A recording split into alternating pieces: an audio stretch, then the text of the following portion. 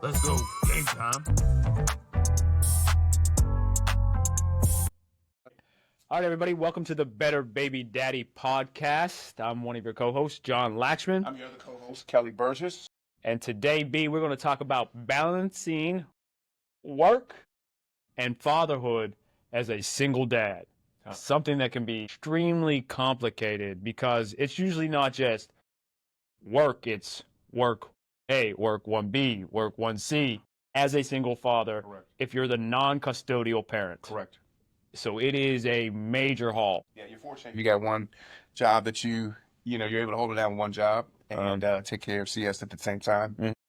But yeah, it's usually two, maybe.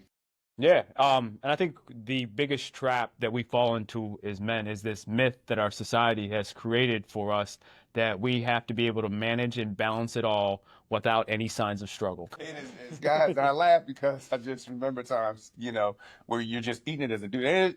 There's a part of us that we eat problems because we know, we can't be off the rails because then our system is off the rails, right? Right. But the downside to that is that if you do not have an off-ramp to those struggles, you can't divide the load with somebody. It can have detrimental effects on your health and your mental. Yeah, and your children. And your children, yeah. Right? Yeah. I think, so I'm going to place a caveat in this, right? Mm-hmm. I think it's important, this is my opinion on manhood, right? It's important for men to be able to eat glass, right? In the public space, right? And as we've talked about before, have that tribe of individuals that we can go to in private and say, man, I may look like I got it all right here on the surface, but there's some stuff going on underneath that I really would like to communicate with you about. And that might be, as we've talked about before, a pastor, a therapist, one of your homies, one of those individuals that are in that tight circle. Right. No doubt about it. Yeah. It's important. We talked about that in one of our first episodes of having that team around you, where you intentionally go to them and say, hey, let me offload this. I don't need you to solve it. Or, hey, if you have some advice, I'm going to ask you about it, but I need somebody else to know. And that act of letting it go, being seen, just takes some poundage off your shoulders. And gives you some clarity. And then you can step back into whatever arena is work or parenting or trying to co-parent, with a little less noise going on, a little bit more clear thinking. Because that's at the end of the day, you need the energy and the clear thinking, be able to execute things you got to do as a better baby. Yeah. I can remember times specifically whether it's been, working the double jobs, spending time with my kids, coming to my primary job, and simply just having a conversation with you, B, and feeling lighter. And you probably didn't even know you did that for me. We're in the cafeteria. There's 300 kids running around. And I'm just like, yeah, man, I'm da-da-da-da-da-da. And as soon as I just let that go, I was like, and you tell me, yeah, I remember that, da-da-da-da-da-da. And it just made me feel lighter for the day. Yeah. And that's it. But, I appreciate that, man. And the feeling's mutual, I think, but it's free, but we don't take advantage of it as men a lot of times. We feel like, we can't let anybody see that weakness in our flank, but, that vulnerability appropriately. Assertively.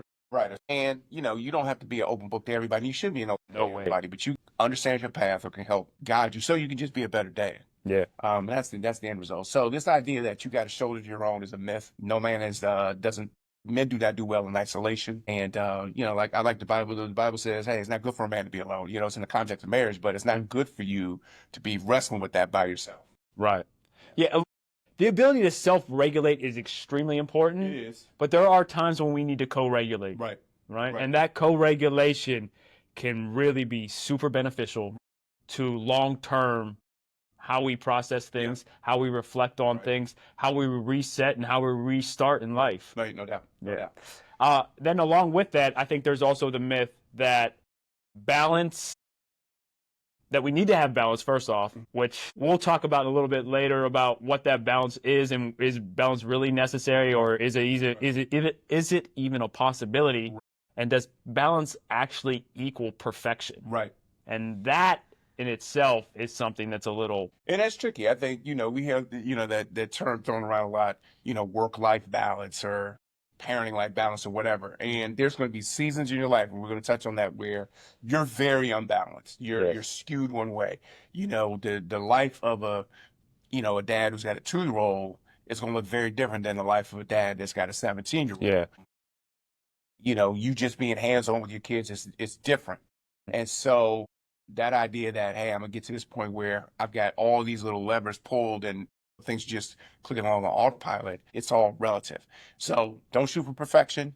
Shoot to be an effective present dad, but the balancing is a moving target. It's an extremely moving target. And you shouldn't be shooting for balance on a daily basis. It should be balance over the long term. What does that look like, right? So there might, like you said, there's seasons where we're going to be extremely dedicated to work, whether it's 1, 2, or 3 jobs, to make certain things function properly financially.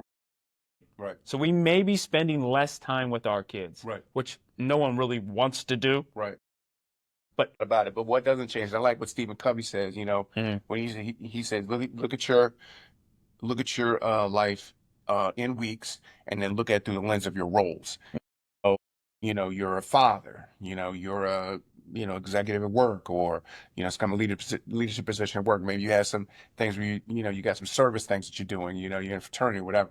Right. So all those different roles, and are you allocating the proper amount of time and attention to each role, and you're not neglecting roles? So balance is, hey, I'm doing what I can do that only I can do in my roles. And that might be the balance. And like you said, sometimes that role as an executive is heavy that week, or heavy that month, or heavy that season, but you're still not neglecting, oh, as a dad, I'm going to do this, this, and this. Yeah. To make things count. Right. And I know, for example, just yesterday, I was out of balance completely. And it made me feel great at the end of the day. But after I sent the text, I was like, man, I didn't do no real dad stuff. I didn't pick up on it. And so I had to, after I sent it, I was like, all right, how much time do I have left? Can I make that quality time occur right now in this moment? So, yeah, you get out of balance some days. And then there are going to be days where, you're going to let certain responsibilities slide. Because you're focused on your children. And that's the thing. Yeah. You're not letting them slide because you're going to binge watch, the entire NFL season from last year on NFL Channel, right? Ready for the regular season, right? But you're like, hey, I'm going to effectively neglect this for a moment to pour into something that's an even higher priority right now. Well said. Well said. So that balance does not equal perfection. It does not. Right? And balance is not something you focus on a daily basis. It's the long term. It is. So if I spent 2 years, just a real quick rehash here, if I spent 2 years hustling and grinding to make things work financially, maybe the next 2 years are spent because I did it at work, or spent where I have more, or I'm leaning towards more time with my children. Correct. Yep. So and then it might shift back again. It may shift back again. But it's finding balance over the long term. And really making the time you have with your children the most high quality time you can make it as possible. Yeah. So to look at your kids' milestones is like, that 0 to 5 is, I got to be dialed in at home. Like, if you're able to be as much as you can, I need to be dialed in at home because they're so small, right? They start getting into school. You got a little bit more flexibility during the day. You can turn the dial up on work or start entrepreneurial events, but, and then when they get to their teenagers years, you maybe dial back a little bit because you got to be a little bit more hands-on in a different way in their teenage years. And then, their late teens and in early adult years, you can dial into, entrepreneurial stuff. So it's seeing, those big chunks of time and saying, hey, how can I optimize everything I got to do, but not neglect my kids during these different seasons where they need me different ways? Well said, B. Well said. So then when we're looking at an attempt to create balance, which a lot of us do, right?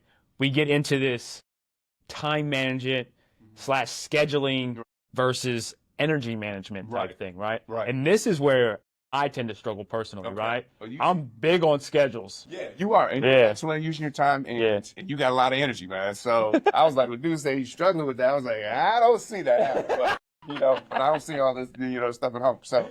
So share a little bit about so I am the framework, and then where you feel you've struggled. So I'll go to my ChatGPT group, my mastermind group. I'll go to just ChatGPT and we'll talk. I'll be like, hey, I need to optimize my schedule for the week. Here's everything I need to get done. Okay. Here's the general time frame where I have the availability to do some of these things.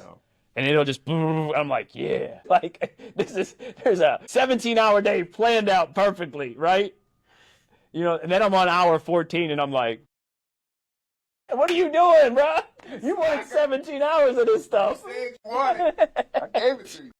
When you do something like when you plan out your schedule very meticulously, what we don't leave time for often, or I can say this for myself, is that transition. Yes. Like in a school, right? Yes. Kids get 3 to 4 minutes to transition from class to class. Right. I'm like, no transition time at all, which is impossible, right? And then I'm even doing things, well, I have a 15-minute drive to work. During that 15 minutes, I can make 2 phone calls.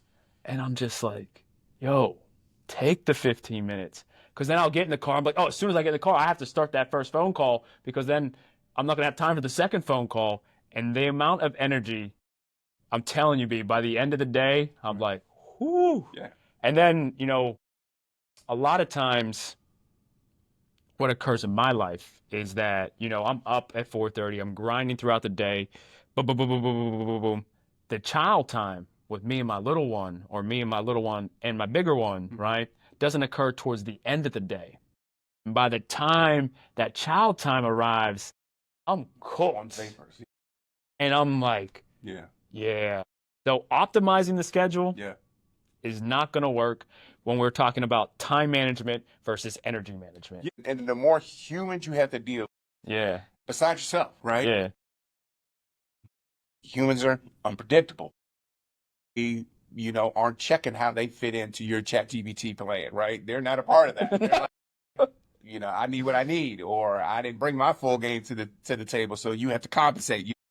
And so leaving that buffer for just life, and knowing that, hey, 80% of the plan today was good, helps you mentally understand that, man, you can't fight against these unpredictable things, and you can't fight against the fact that you have limited energy and resources. And so it is that balance between, hey, have a plan. I like what you do. You try to knock out the most important thing early, and then you let the dominoes fall where they come after that. But then understand that, hey, you might not get everything done, and it's okay. We don't want to keep stacking days like that. It's literally impossible. It is. Yeah. But unless you're Elon Musk.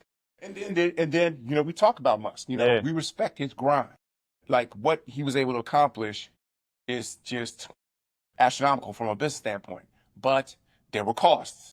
Major costs. We talk about that a lot, but being entrepreneurs and how do you do what you have to do to birth something and not sacrifice your family or your relationship? I mean, really, literally lose it. But you got this other thing, right? So it's that tension that we're trying to work. Get to the end of the days and being out of gas for your girls, you don't want to be there because they're ready to go. They're peak energy when you come home. It reminds me of my dogs. Like, we don't care if you with 250 students a day, and you was at work till 6:30. You step through that door, it's fetch time or walk or something. It's, hey, let's go to the park. Exactly. And you're just like, let me just sit down. Yeah. Your wife wants to talk for 15, 20 minutes, get caught up. So that too, right? If you have a significant other as well. It reminds me, real quick, I saw something on social media about why dudes do. I don't know if you do this, but they pull it to the driveway and they stay in their car. You see that?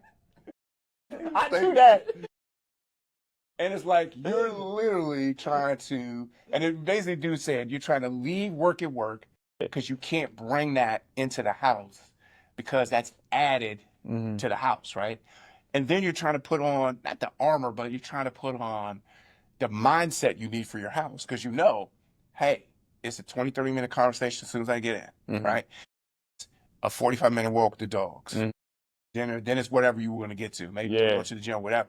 But it's locking into I'm in a different, literally, I got to put a different costume on. And I know my wife is looking because the dog's going crazy at the window. And you're just sitting there like, I'm just like, and I'm an introvert, so my energy has just drained. Oh, man, yeah. But, yeah, it was just reminding me of coming to the end of the day, just okay, I gotta, get a little boost because there's people that want that energy from me. No, I'm the same way. I pull up to the house and I literally sit there and it's usually only 2 minutes, but I'll grab my phone. I might go on social media real quick or I'll just sit there and I'll just think. I'm like, all right, you ready? because it's about to happen. Because she's going to run to the door and scream, I do. But you got to be ready. You got to be ready. Yeah. Yeah. And that's part of that energy management thing, right? It's a 2-minute breath. It's a 2-minute where I don't have to think about anything but besides looking at big booty Latinas on Instagram. That's all. Okay, I'm ready. Let's go. Me, honey, it's a sports podcast. Just want to let you know. Take command podcast. Man, but no, that's a real life strategy to help manage your energy, right? Yes. And what are some other real life strategies you think can be beneficial for men attempting to balance their hectic schedules? Right. Being a single dad, Sure. having multiple jobs, Yes. and that energy management that allows them to spend quality time with their children, that energy management that allows them to spend quality time with a significant other, that energy management that allows them to be in a good place mentally and emotionally, because we know when our energy is not in a good spot in terms of its levels, that we're on edge, and then it causes catastrophic dynamics between us and our BMs, us and our current the women in our lives, and us and our children. No doubt about it. So what are some pro tips that you got? Two quick things. And one is, like Stephen Covey says, you got to sharpen the saw. So you got to make sure you keep your mental and your body functioning. We talked about in one of the first episodes, staying physically strong. Yeah. Building capacity so you can weather the storms. Like not waiting to react to, oh, I got to toughen up for the storm. Like you've built the capacity to be resilient, right? So looking at your week and planning, putting that big rock in of I'm working out here, I'm doing these things to get this thing in tip-top condition for the grind. Right. The second is, again, looking at your week and seeing where the hot spots are in your week. If you have a 13-hour day, 14-hour day, you're going to have to build in some recovery that next day. It could just be, I'm not going to schedule as much. I'm just going to have a little bit more mental free time. So looking at your week or a 2-week period and seeing where it's intense, and then where, okay, I need to draw back and recuperate. And that's going to look different for everybody. So those are two simple things for me. It's just build the capacity early on, make sure you're hitting your mark. Yeah. And then build some recovery in to the week while still prioritizing your children. That's, the whole point is like, okay, I'm resting so I can be more present for my kids. So those are two for me. That's so well said. It's building in that recovery. That's another area where I'll struggle, right? Because I'll go. And like that day I had yesterday, sometimes I'll do that, no lie, be like 2 weeks in a row. Wow. Where I'm just, okay. And then you know what happens? Crash. Complete crash. Yeah. It's just like the human body's not built for that long term. It's not. And I'll usually get, like I said, I get 2, maybe 2.5, really push hard, 3 weeks of that, and then it's game over. I'll either end up sick, I'll end up taking 2 or 3 days off the gym and just being like, my body's like, nah, you're not getting up at 4:30 today, bro. That's not happening. What are you even thinking? So it's building in that time is so important. Like you said, look. So we're not diminishing the positive impact of schedules. No. Right? You should have some type of schedule that keeps you on track, that allows you to remain disciplined in life. But within that schedule, build in that transition time, like I was saying, build in that downtime. Build in downtime. So where you're intentionally taking a break. And sometimes those intentional breaks will require you to be away from everybody. That's what works best for me. Like I love my children. My goal is to get to the point where, I can be with my children as much as possible and not be at a primary location of work, right, for 8 hours out of the day. So love my children, but that time where I can just be solo, all by myself, whether it's literally just sitting there watching a Netflix episode or just sitting there reading a book or just sitting there. Right? That time is probably some of the most important times in my life where I can just be like, like I can feel it right now. Like it's like doing Tai Chi up in here. But it's important. You were saying that, I was thinking too that you got to find the activities that pour energy back into you. Yeah, that's well said. So like for me, and usually it's that thing you could do for hours. where it's not detrimental to everybody else in your life. Like, we're not talking about, going to MGM Grand for 17 hours and like that puts energy in you, but you leaving your kids, with a bowl of Cheerios then for the day. We're not talking about. And now you down 10,000. You're thinking about nefarious ways to get back in the green. But we're talking about things that you do that are good for you, that put the energy back into you. So for me, it's gardening. I've been talking to you about, I haven't been going to the gym a lot, but I've been in the garden. And so, that I could do 3-4 hours of exercise. I'm outside. My dogs can be there. It's at home. I can touch base with my wife. And it clicks a lot of, checks a lot of boxes, but it allows me to say, okay, I feel energized even though I've been out here. And now, okay, let me go ahead and knock these things out. Let me go ahead and take dogs for a 10 walk. Let me, make sure, my wife has my full attention for these things she wants to talk through. It puts energy back. So find some things that do that for you. So do you find that gardening allows you to essentially shut off your mind? No doubt. And I think that's what works best for me is if I can get to a place where I can just shut everything off. Yeah. And that mental rest of just be like power down. Yeah. Where I don't have to think through things. Yeah. And sometimes for me, it's a quiet car ride. Is that right? Yeah. Okay. Because, we don't really, during a car ride, for me anyhow, I'm just like zoned out. Like this morning, I was on autopilot. I started driving to work instead of the gym. I'm like, what am I going to do at work at 4:30 in the morning? I had to make an illegal turn across 3 lanes of traffic out of the turning lane. Yeah. So find those things. Yeah, definitely. At the end of the day, real life strategies need to be proactive. They do. Right? You need to look ahead at that schedule. Like, here's some downtime that I can create for myself where it's not going to be detrimental to anyone else in my life. Right. Here's a strategy such as meditation. Here's a strategy such as hanging out with my boys. Right? Doing those type of things. Right. Where we can just laugh and joke. Because laughter, we know laughter. Oh, no doubt. From a scientific perspective, is one of the great cure-alls for so many things in life, right? Just the ability to smile and laugh can have such a positive mental, emotional impact on your life. Yeah. So just came off a weekend with one of my sons had a birthday. Yeah. And so we hung out at a little barbecue place down in, southern part of the state where we live. And so, but just that 2.5 hours together, recounting stories, picking off one another's plates, joning on one another about what they wore last week, just belly laughing. Yeah. With the people you love, just puts energy back in your tank and their tank, right? So your people you're feeling good, you're feeling good. Yeah. But I like what you said. It needs to be proactive. It's not going to have by accident, particularly if you're working through other people's schedule. You got to plan around when you see your kids, that type of thing. And so looking at, as baby dads, we might have to look even more long term. So instead of weekly, you might be looking monthly or seasonally. Yeah. When you think of a season, you might see your kid, twice a month, 6 times, 8 times? How are you going to manage what you got to do so you have the energy for them when you see them? So taking a long term view is important to be. Right, absolutely. Yeah. Finding that alone time, whatever works for you. I know one of the things that I don't do enough that is really beneficial for me is just being out in nature. Like going on hikes. I can shut off everything.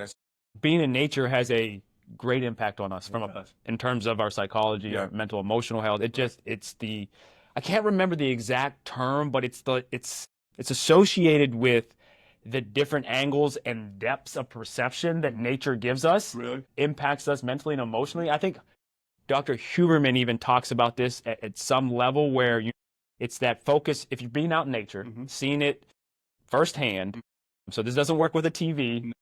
VR. It's not great with Windows, but actually being out there, first is focusing on something that's closer, then going something to a median distance, and then going to something really far off in the distance will have a calming effect on you.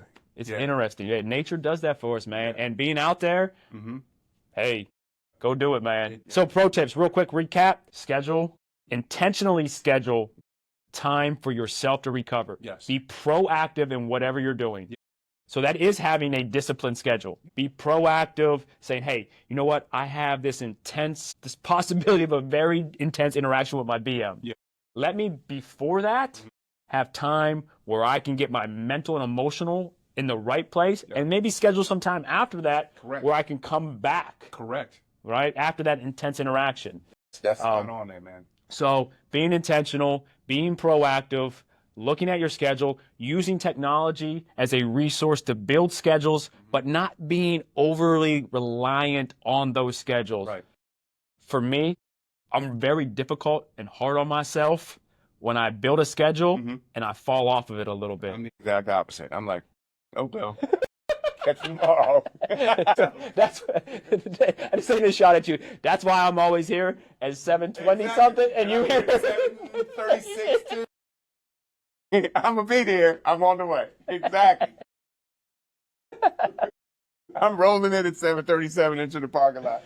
But the days that I've been like 7:31, 7:32, I'm like, man, I knew I should have did that extra set. Like today, I had time. I finished my workout, stopped at the store this on the way here, and then got here, set up, and I was ready to go. I felt great.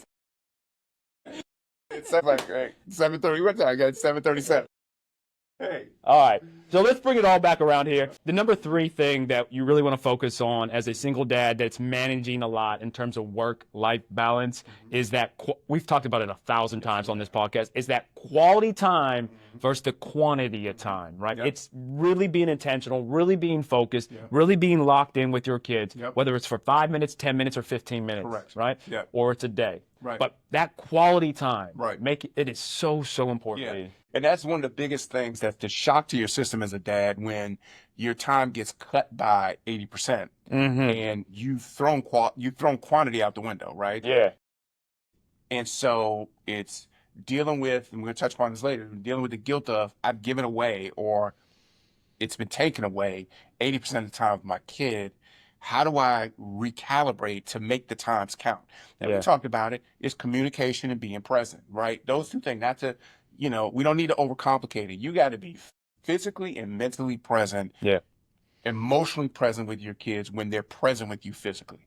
And to be that way, you got to do the other things that we talked about. You got to take care of your mental. You got to process these emotions so that you're able to fully be there and you're not bringing a residue of, oh, I should have, would have, could have. Yeah.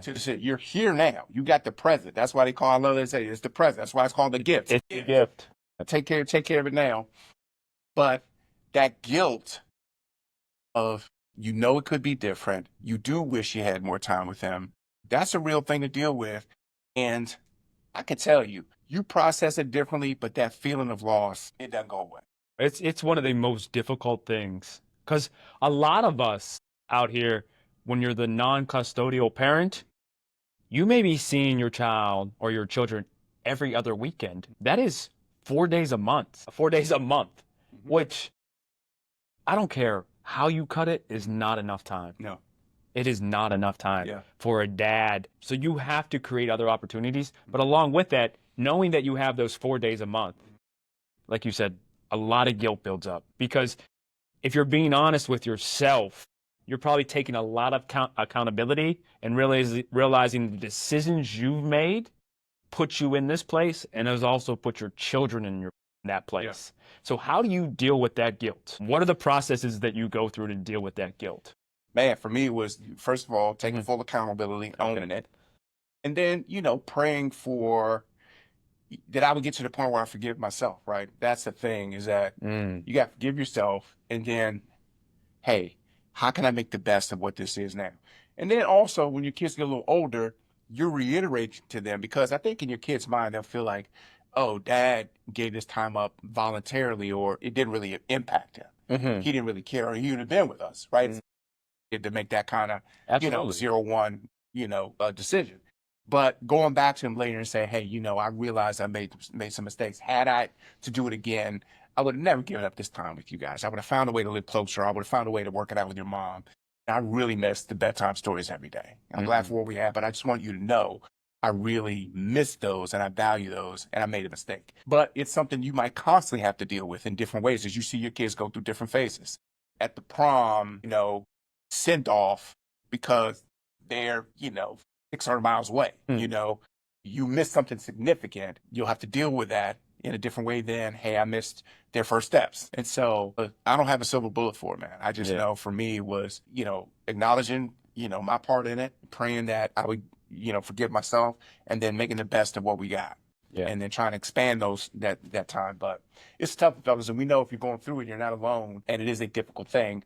But you can still focus on the quality of the time when you're with them. Yeah, I'm happy you came back to that part of it. It is really just focusing on that quality of the time. if it is 4 days a month, or if it's less than that because your situation is really strained and really on fire, it's focusing on that quality. You may go, if you're at the beginning of this process, you literally might, the only time you see your children might be at a court situation and it's been 3 months. How can you maximize the quality in that situation and avoid the distractions that are going to occur in that situation as well? Maybe the most important thing you said there is forgiving yourself, right? You have to learn to do that. And what you need to understand, and I'm looking dead at the camera for this one, is that forgiveness is an ongoing process. You might be like, you know what?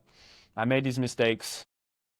I got to learn to live with them, and I'm going to forgive myself for those. You might say it in that moment, and then a week later, you're feeling guilty again. Forgiveness is an ongoing process when you're dealing with other people, but more so when you're dealing with forgiving yourself for the mistakes that you've made. On top of that, what we need to realize is a lot of people say, oh, well, you're a product of the mistakes you've made. I don't believe that, B. What I believe is that you're a product of the next 3 steps you make after that mistake.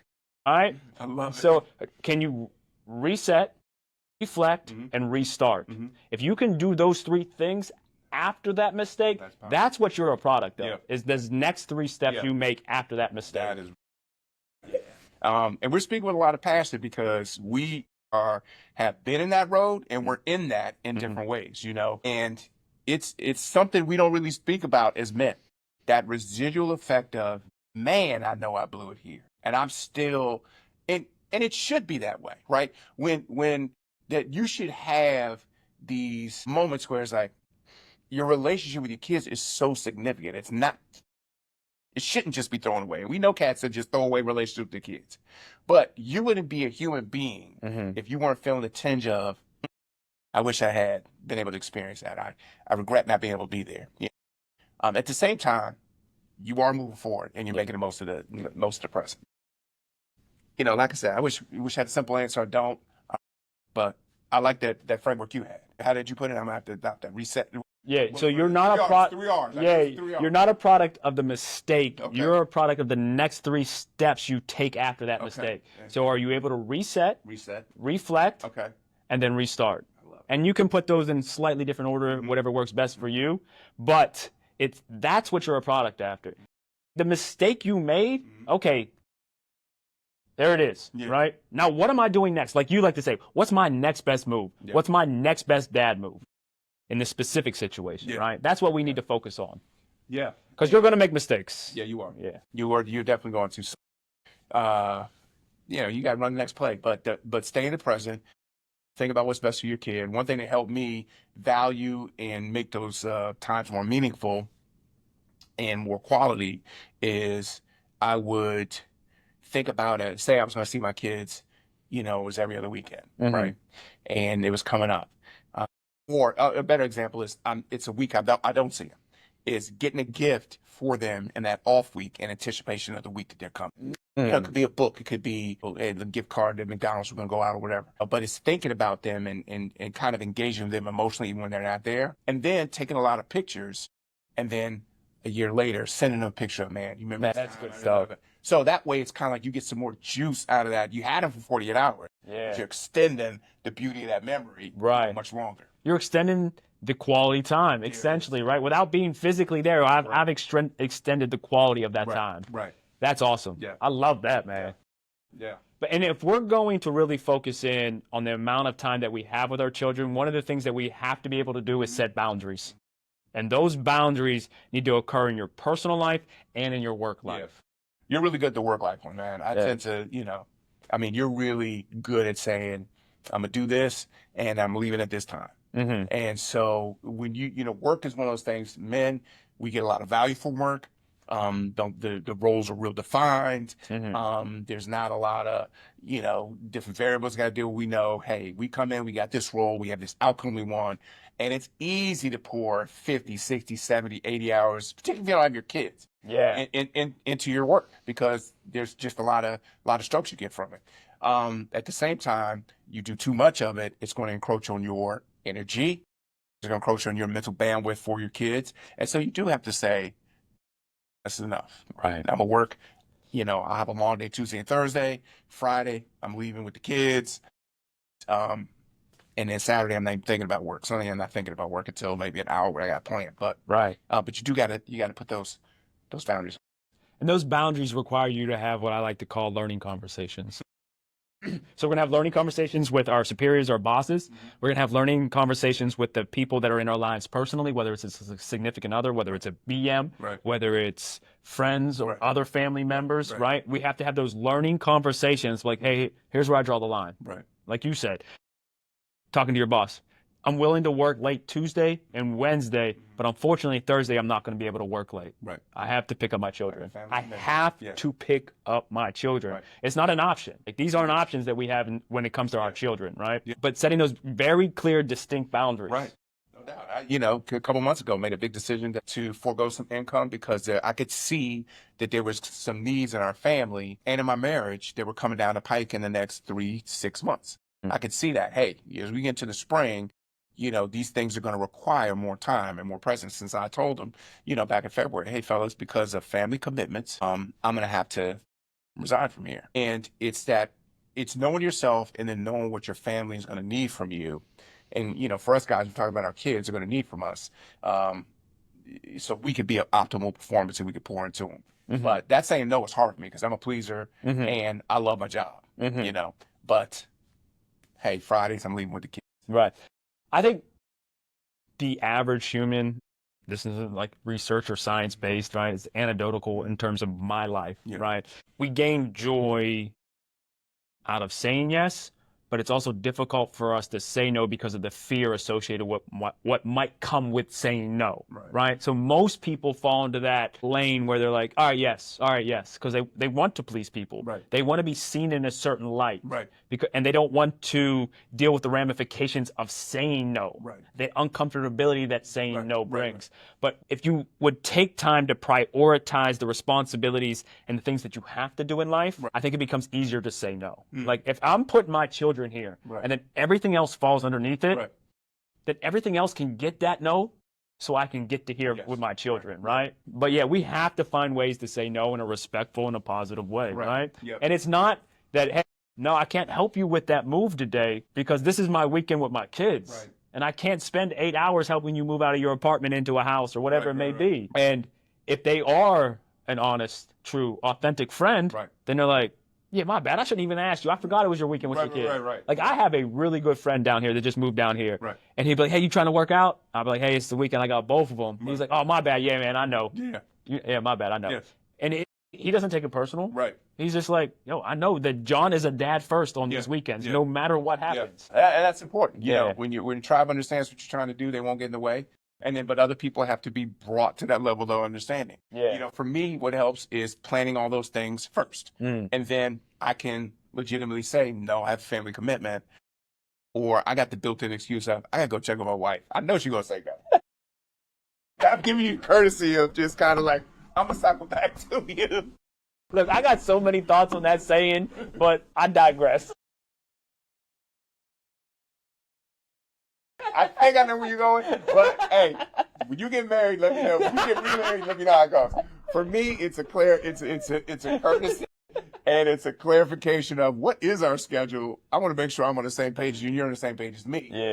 And I painted her wrong. I know you're saying it in jest, though, right? Generally, she's pushing me out to do things, to do more stuff, right? And I'm like, I really need you to give me this cover. I need an alibi. No, but that does help me it helps me from the reflex of saying yes. That, hey, let me check in with the wife to make sure, I'm on the same page. And it helps me to just say, oh, okay, no. It is too busy, or it's not enough transition time. I'm from an event for my kids, and I'm going to turn around, that's going to be 2 hours. I'm going to be at your spot 20 minutes after that. That's not going to happen, right? So, yeah, we tend to overestimate and underestimate time travel and the amount of time it takes you to get ready to go do something. That part as well. That's me. Yeah, so setting boundaries requires you to have effective learning conversations. It requires you to understand your limitations in regards to energy and time management, right? And then the simple but not so simple ability to say no. Never simple. Say no in those situations where you need to say no. Right. And it gets more challenging. I was thinking about this next point. You're going to talk about communication, right? Mm-hmm. When you get to the point where you might have an opportunity with more time with your kids, right? Say it's an off weekend, and something pops up, and they're having an event, and the BM, you got a good relationship with the BM. The BM says, "Hey, the kids are doing stuff. Just want to make sure you knew, can you come by?" Say you've already planned one of those reset activities or time with your boy. It's like, do you set the boundary there? That's a difficult one. A difficult one, but it's a good space to be in because you've built obviously the relationship with the BM well enough where, hey, now you're being communicated to and invited to these other things. You got an opportunity for 4 or 5 more hours with your kids, or to see them in a light you never get a chance to see them in. But you've planned this thing that's important to you, maybe with your dues, or maybe it's at a long time, or maybe it's your hobby. And, what do you do? Where do you set the boundary? That's a really difficult one. I can remember being in situations like that. Like, hey, she has this so-and-so after school. I'm sorry, I'm notifying you so late. And I'm like, man, I plan to be out of town. What do I do? So, number one, it requires you to have that learning conversation. Like, I really want to be there. I have this scheduled already. Is there anything that we can work into this time frame, because I have this scheduled? I've already paid for this situation to make this work for her, for you, and for me. Right. Is that a possibility? And if you don't have that good relationship with your BM, you can forget about it. See, I knew you was a deadbeat. You don't care about your kids. All this time. You're talking about you want more time with the kids. And then I give you more time than that. So that's the importance of having that effective, respectful learning conversation, and already having an established positive relationship with your BM, right? You just need to have those things established. That's why if you don't have a good relationship with your BM right now, it is time to get to work on that yesterday. That's foundational. Yeah, man, that is the foundation of everything you're going to do with your children. But here, you asked me what I did in those situations. As a younger man, right, when I didn't have my priorities organized properly, don't have that conversation. And I'm like, hey, I already got something planned. Because I spent $200, $300 on this. I can't just do this. It's not possible, right? In my head. As I've gotten older, I have those conversations. And if I haven't spent money, if it's just like a time out with my boys I have planned, because I've now taken the time to say, hey, kids are going to come first, I'm with my kids all day long now. It's not even an option. Right. Hey, fellas, I can't make it. I forgot about Alana's recital, and I'm out. Right. That's it. There's no other questions to be asked. So, that's it. Yeah. But like you talked about, that foundational communication with the BM, and that's part of balance. Yes. Right? When that's out of whack, you can't lay anything else on top of your situation. You can't lay another dating situation on top of your situation. You can't lay. Well, you can. You can, but that thing is going to fall down like, what's that game, Jenga? Yeah. Like, there's something going to be pulled out, and that whole thing's going to come down crumbling because your foundational relationship with the BM is causing static. It's unbalanced, right? But it takes work. And wherever you are, that's one thing you got to prioritize too. How do I repair and build a stronger bridge towards this other person who's engaged with the kids so that future stuff becomes much simpler for everybody? Because if you don't, your life is going to be unbalanced. One of the things that, I talk about a lot, and you talk about now as well, is establishing your nuts from the very jump with anybody else that is entering your life post your separation from your BM. So they know, hey, here's my nuts. The nuts are the non-negotiable, unalterable terms that we set from the jump with anybody that we're going to get in a relationship with. Listen, I go to the gym at 4:30 every morning. I'm not changing that unless someone dies or we're going out of town for a marriage. Sorry. And if you can't get with that, then you can't fit into this thing that I'm building. And that's cool. Right. I don't care if you're a dime. That's cool. Right. I might care if you're a dime. And then what else falls into those categories of non-negotiable, unalterable terms? Time with my children. So there might be a surprise time that pops up that I'm invited to something that I didn't know about or I didn't schedule properly or whatever it may be. Listen, I know we had a Friday night. This is our Friday night. But you remember when we first jumped into this thing, I said this was a non-negotiable for me. And that non-negotiable was time with my children. Right. And if all of a sudden this is creating friction when I was honest and upfront from the beginning, then that's on you, shorty. Right. That's not on me. Right. Right. I know this sucks. Right. but I was upfront. You knew what the deal was with me. Right. I know this isn't what you want right now. Right. I know this might not feel good for you right now. Right. I know you wanted that time with me. Right. I wanted that time with you as well. Right. But we spoke about this. Yeah. Yeah. You know, sometimes people hear, but they don't listen. Yeah. Or they're like, I'll change them. At this point in my life, there ain't no one changing me. I don't know about you, B, but at this point. You're not going to change. Yeah. It's very hard to change people in general, but Right. you're not going to change an older dude who's saying to you, my kids are the priority. Right. So I don't know how we got on that, but maybe the ladies need to hear that. Like, that is. Well, it's boundaries. It's setting boundaries. Right. Okay. Yeah. Yeah, it's a boundary. So, and I like what you said is that you evolved into that, right? You evolved into, hey, first when I was presented with that as a younger father, I'm like, yo, you know, I'm already in Pittsburgh. I'm already on the move. Right. Now you handle it differently. Absolutely. Yeah, setting boundaries. Setting boundaries requires you to be open and honest with communication from the very jump. From the very jump. Yeah. All right, B, next point. Yes. You ready to move on? Let's go. All right. So as a single dad that is non-custodial or maybe even custodial, how do we balance things when we feel overwhelmed? And that's when we pull on the resources that are around us that we trust. And that's the community that's willing and able and has the knowledge to help us properly through our difficult situations. Sure. Right? Yep. So that community, as we've talked about many times, can be a pastor. It could be a rabbi. It could be any type of spiritual leader. It can be good friends. It can be mentors. It can be a therapist. It can be all these individuals. Yeah. So pulling that community in, helping you mentally and emotionally, but also maybe helping you with pick up from school, drop off at karate practice. Right. It's helping you with a lot of different things. With logistics. Absolutely. I love how you put that. I didn't, wasn't even thinking about, those practical boots on the ground things that you need. Like, yo, I appreciate the, the ear lifter, but I really need you to drop off some Gatorade to Shorty at the soccer practice. I'm running about 30 minutes late. But we said that early on. It's real important when you're on the front end of this journey to be selective, but be intentional about building a tribe around you. We're honored to be part of your tribe, that you invest 15, 20, 30 an hour listening to us each week. We really appreciate that. But having a filled out team of people that can help you is really important. One thing that helped me early on was the men's support group at my church, where it's just dudes. It was like Vegas. Whatever was said in that room stayed in that room. But what you heard was stories of guys who you just had navigated some treacherous seasons in their life. And they're like, man, this dude's still standing. He's still alive.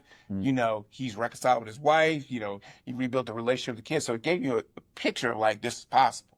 And, don't neglect the fact that you're going to need it. Because like we said in the first couple episodes, you're entering into something, you're in the front end of this, you're entering into a terrain you really don't know how rough and rocky it's going to be. You're like going through it dark and it is tricky. And so you need some people that have been a little bit ahead of you that are going to gas you up, but also speak the truth to you. But not gaslight you, right? Gaslight you. Yeah. But they are going to say, hey, man, you can do it. You got this capability of doing it. You're important. Nobody has the role in your kids like you. They're gonna reaffirm to you how important your role as a dad is. So when you're feeling shaky, it's like, hey, you're able to get back out there in the ring, keep battling. But they're also going to remind you that your kids are a priority. And a good tribe will remind you that you have the capability and obligation to continue to build a strong relationship with the co-parent and not denigrate her. I think that's important too. You got to have people that are objective enough to say, hey, can you look at it from a point of view? I remember talking to one of our mutual friends during my second marriage that was getting ready to fail, right? And I came to him with something about how she was acting, and he said, Burgess, look at it from her standpoint. I was like, what are you talking? Look at it from her standpoint. Would you expect her to be super supportive of this, or to be open to, based on your tracker, open to, your next big decision that you're going to make? I was like, but he was speaking the absolute truth. Yeah. And so you need cats that are able to say, hey, let's step back and see this whole thing. And hey, man, she got a point again. You might want to come a little different energy. I'm just saying, you can do what you want to do, but hey, from her viewpoint, it looks like this. Yeah. You have to consider that.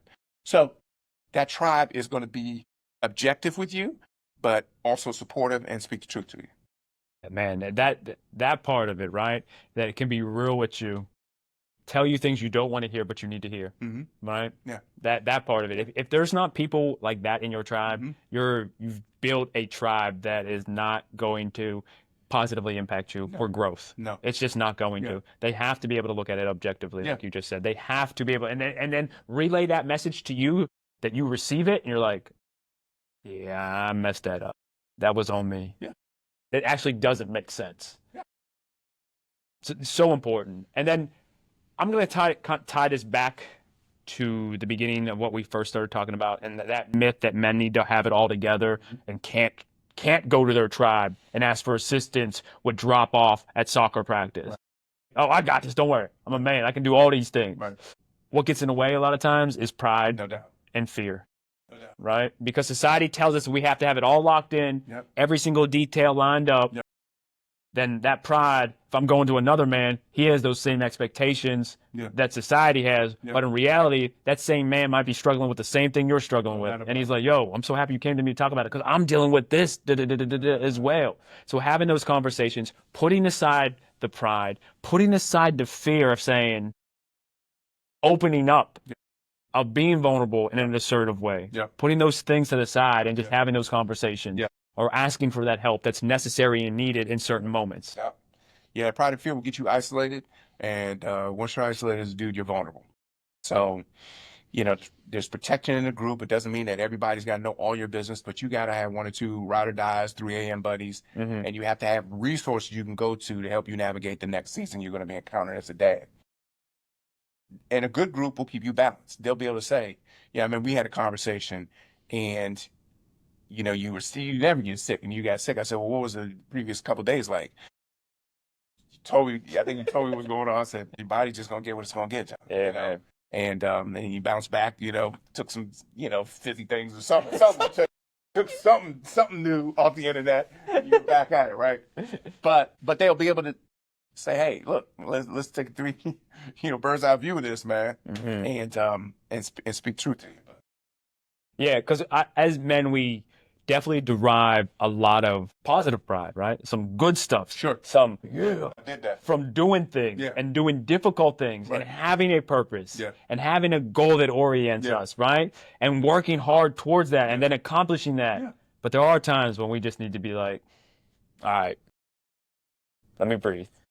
As we've been saying this entire podcast, take time to breathe, redefine what it looks like for you in terms of how you view masculinity to ask for aid and help.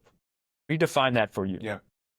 And it's not begging for things. It's not groveling for things. It's just saying, hey, bro, I got to do 3 other things today, and it's all during karate practice. Can you pick her up? I'll get her there. Can you pick her up? And just take her to your house. I'll pick her up later this evening. Is that cool? If they're real friends, they got you.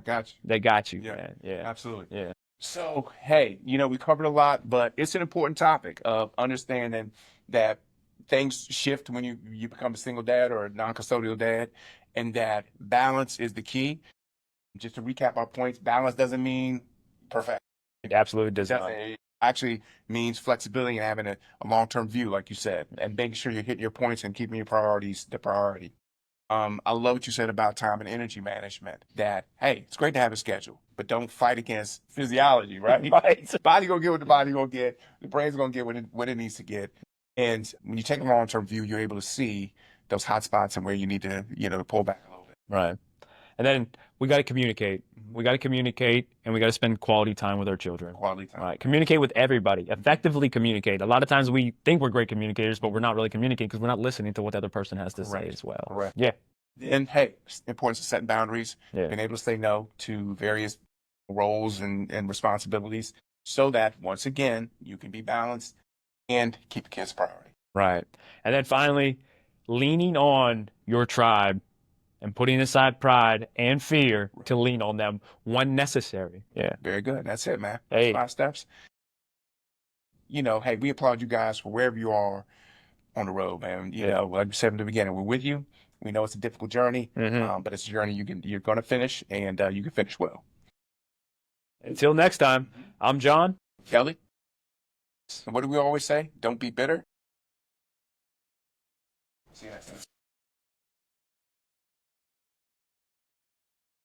I can pack up, man, if you got to get. What time is it? Oh, damn.